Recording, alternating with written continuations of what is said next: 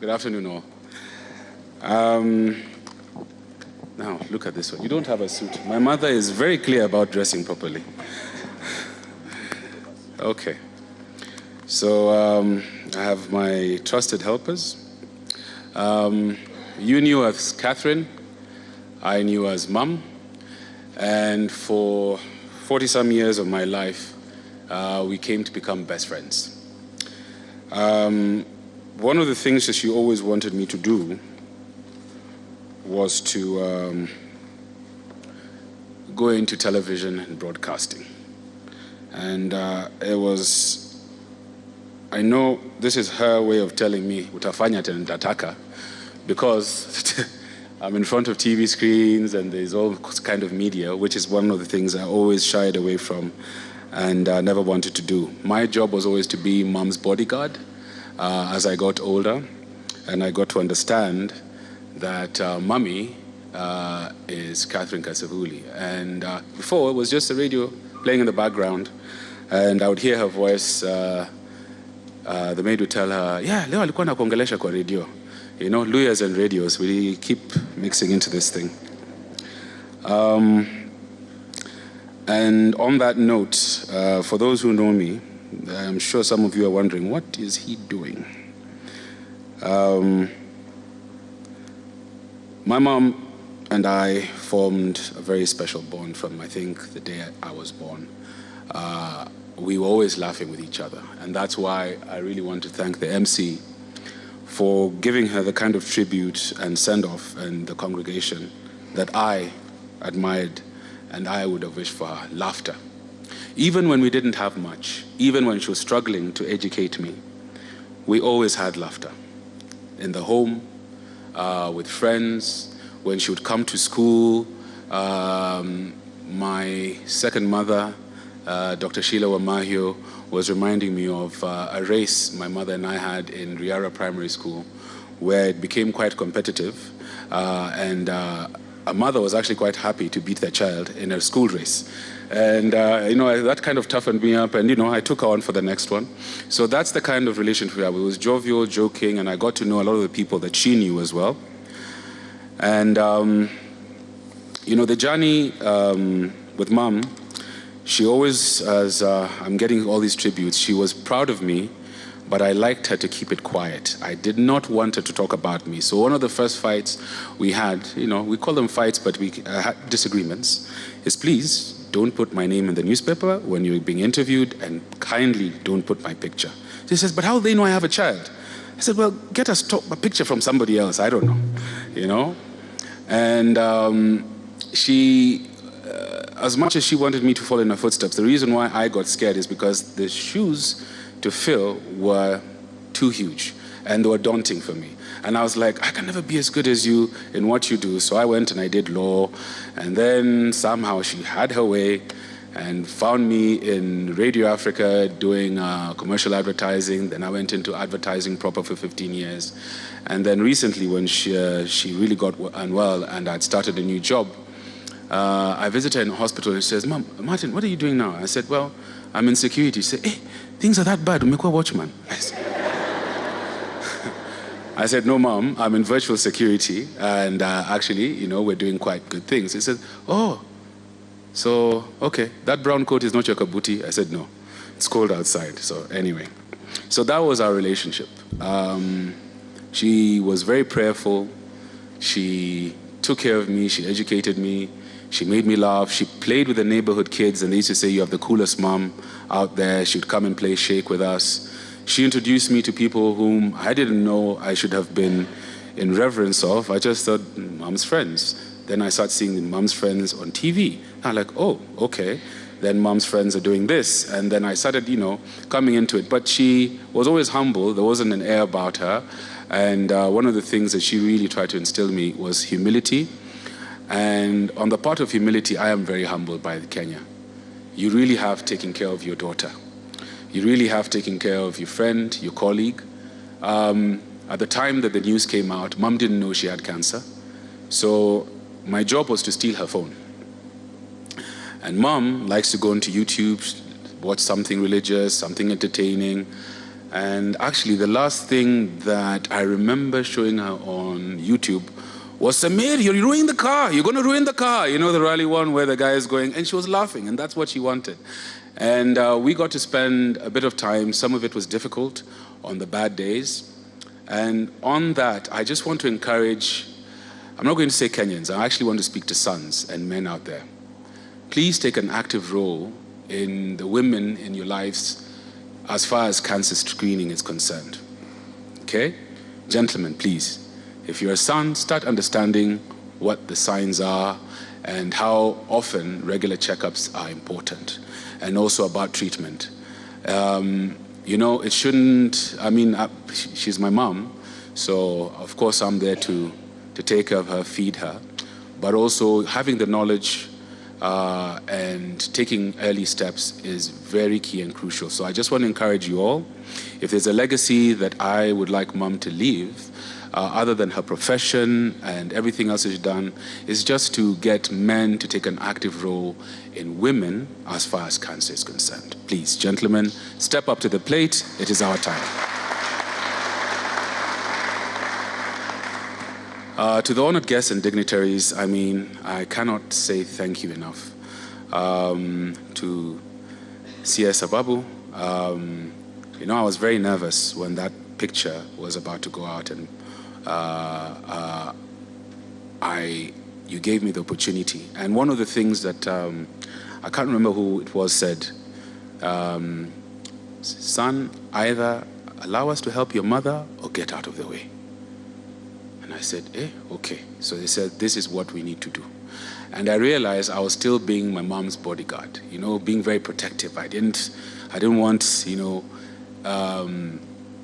to take away her privacy, because many of you have little bits. Trust me, the only person who knows the full story is here. And I'll tell you this, she was the most humble of people, most conservative, beauty and glamour aside. Speaking of beauty, ladies, on Instagram, a shop is starting where I'm going to be selling Mom's beauty secrets. It's starting at $19.99 plus VAT. So, Munione, if you want the real one, I can also sell that to you. Yeah, even as cancer robbed her of her health, that smile. My son, you're here. I'm like, yes, Mom, I've come from work. Okay, where were you? What did you do? You know, she always wanted to know what I was doing. She loved me telling her stories about the news. And I was like, hang on, weren't you just on? Okay, that's Mom. And she prayed and she said thank you when I updated her of how Kenyans had been kind in supporting her, and with a blood drive, with the well wishes and the prayers. And I'll tell you this, there was a day things were so bad, I got so many WhatsApp praying for Mom. The next day she was good. She was much better, and she stayed strong for months onwards. But she was also very cheeky patient, very, very cheeky. The nurses are there. I'm about to excuse myself because they want to give her medicine. And then she's looking at one of the nurses and she's like, so to the KNH staff, nawaomba msamaha, but you know your friend. And she made so many friends, from Cecilia to Baby, the ladies who used to bring her food, to the chef. I apologize for sneaking in osobuko, samahani, but she wanted it and I had to get it for her. That was my job. To the CEO, to the doctors and the nurses on the 10th and the 9th floor, I genuinely thank you all, but I also will not be coming there anytime soon unless I'm coming to volunteer for something. Because I just realized the other day the smell is still lingering in my mind of the hospital corridors. I've become so used to it. But Mom, ever the person, would always make people feel comfortable. Strangers I would find in her room, and I'm like, excuse me, who are you? And Mom's like, no, it's okay, you know, so okay, fine. And she'd be kind to them, she would pray. And I got to hold Mom, take care of her, oil her. Her sores, my Aunt Liz, you know, used to take a lot of care of her, sleep over many nights when she was in pain. And then there would be the dreaded phone call that I was hoping not to get because I knew I had not done. Son, have you taken your mother juice? And that would be Auntie Martha. And then I would have to give reports. And I can't lie because I don't know if she's in the hospital. So if I don't tell the truth, she will know. So I would just say, no, I didn't go. She says, okay, but make sure you did. And she was very supportive. And that's what mom is. I mean, there's both sides of the divide of the political aisle. You never knew which side she stood for. You never heard her in any way, shape, or form wearing a color to represent one side or another. And I really, truly thank her for that because it also made her trustworthy when she told you something. You know, you didn't doubt her motivations, you didn't doubt her motives. She was just about delivering the truth. And I am going to try and do a small little tribute to Mom. And kindly just indulge me. Good afternoon, this is... Come on, try one more time. Good afternoon, this is... With the lunchtime news.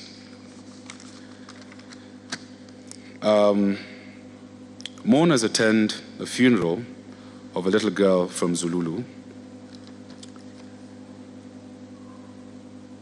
Shock as my son finally decides to join media. I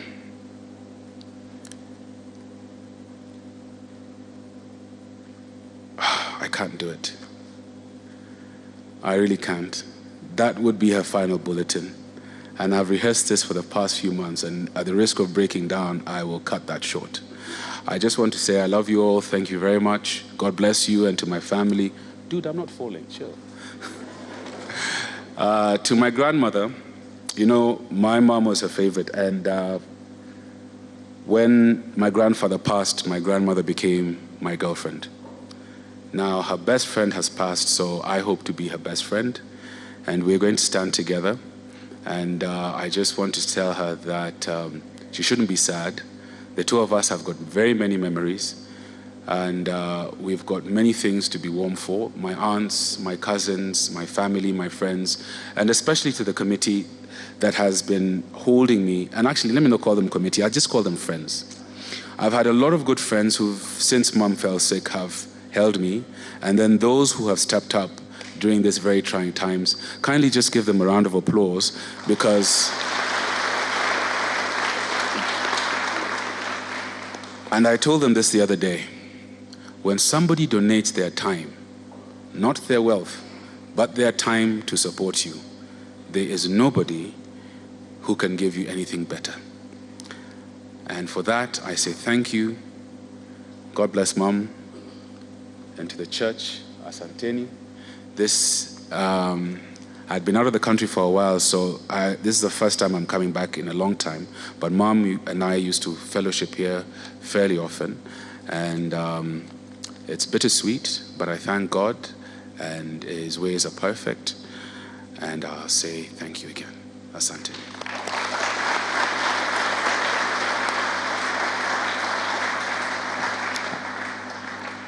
Once more for Martin.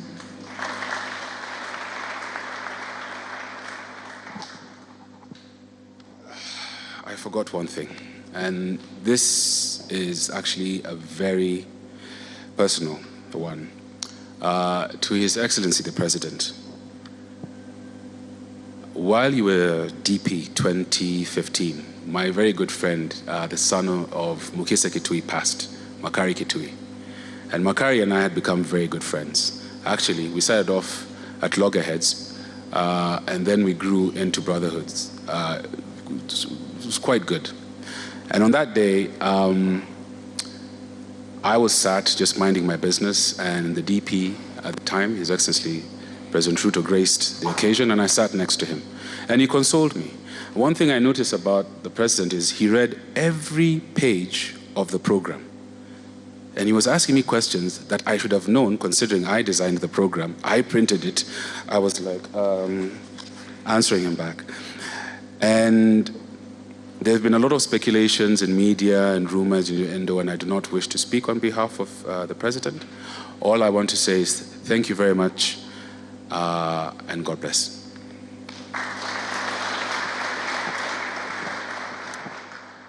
Thank you so much as well. Ladies and gentlemen, very quickly now.